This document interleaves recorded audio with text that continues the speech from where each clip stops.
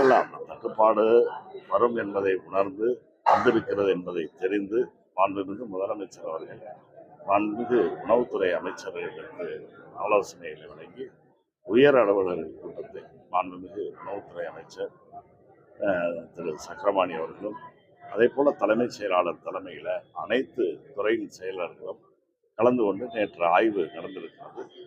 இந்த தட்டுப்பாடுகளை தடுப்பதற்கு அதை சரி செய்வதற்கு என்னென்ன முயற்சிகள் எடுக்கப்படும் என்ற ஆரோக்கியமான கருத்து பரிமாற்றங்கள் நேற்று சென்னையில் நடைபெற்றது. ஒன்றிய அரசின் கட்டுப்பாட்டில் தான் சார் சமையல் எரிவாயு. ஆனால் அன்புமணி என்ன சொல்றாரு, தமிழ்நாடு அரசு என்ன நடவடிக்கை எடுத்துச்சு, மக்களை பாதுகாக்கிறதுக்கு என்ன கவர்மெண்ட் செஞ்சிருக்குன்னு கேட்கிறாரு. குறிப்பாக முதலமைச்சர் மு க ஸ்டாலினை பார்த்து சரி, அதாவது இந்த எரிபொருள் இருக்கட்டும் அல்லது இயற்கை வாயுவாக இருக்கட்டும் எதுவாக இருந்தாலும் அதெல்லாம் ஒன்றிய அரசுடைய கட்டுப்பாடு தான்.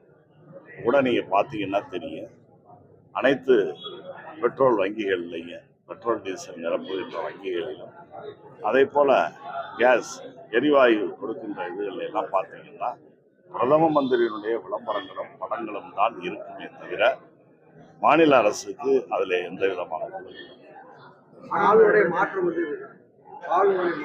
ஆளுநர் மாறி போயிட்டாரு. தாய்மாமன் சீர் எப்படி சார் பாக்குறீங்க? நயினா நாகேந்திரன் சொன்னாரு, பிரதமர் தமிழ்நாட்டுக்கு வரும்போது தாய்மாமன் சீர் கொண்டு வராரு. நயினா நாகேந்திரன் ஒரு கட்சியினுடைய மாநில தலைவர், நான் அப்படி இல்லை, நான் ஒரு மாவட்ட செயலாளர். தலைவர் சொன்ன மாதிரி, கலைஞர் சொன்ன மாதிரி என் உயரம் எனக்கு தெரியும், அதுக்கேற்ற பதில் மாண்புமிகு தமிழ்நாட்டின் முதலமைச்சர் அந்த தளபதி அவர்களுடைய தலைமையிலான அரசு ஒவ்வொரு துறைகளும் சிறப்பான திட்டங்களை முதலமைச்சருடைய ஆலோசனையை பெற்று அவற்றை அறிவித்து செயல்படுத்தி வருகிறார். அதில் ஒரு முக்கியமான திட்டம்தான் ஊரக வளர்ச்சித்துறையின் சார்பில், உள்ளாட்சித்துறையின் சார்பில் மாண்புமிகு முதலமைச்சர் அவர்களால் அறிவிக்கப்பட்டு செயல்படுத்தப்படுகிற திட்டம் கலைஞரின் கனவு இல்லம்.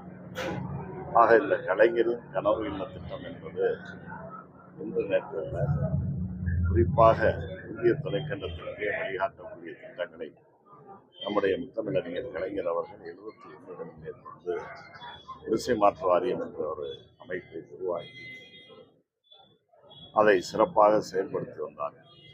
அதைத் தொடர்ந்து பிற மாநிலங்களும் அதை பின்பற்ற தொடங்கின.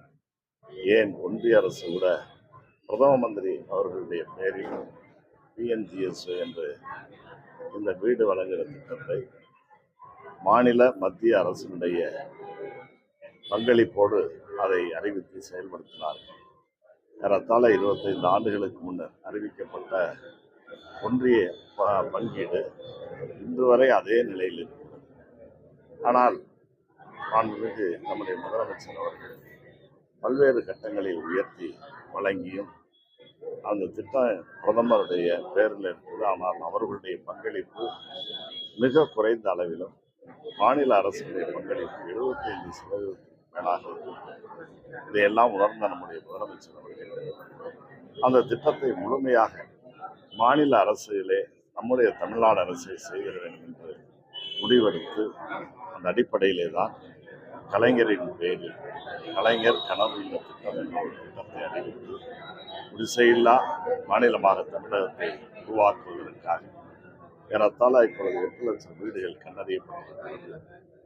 கடந்த 2 ஆண்டுகளாக ஆண்டுக்கு 1 லட்சம் குடிசை வீடுகளை கான்கிரீட் வீடுகளாக மாற்றுகின்ற திட்டம் கலைஞர் கனவு இல்லத்தின் மூலமாக நிறைவேற்றப்பட்டிருக்கிறது.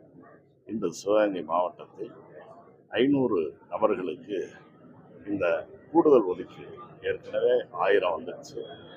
அதைத் தொடர்ந்து கூடுதலாக 500 ஒதுக்கீடுகள் பெற்று அதை வழங்கப்பட்டது.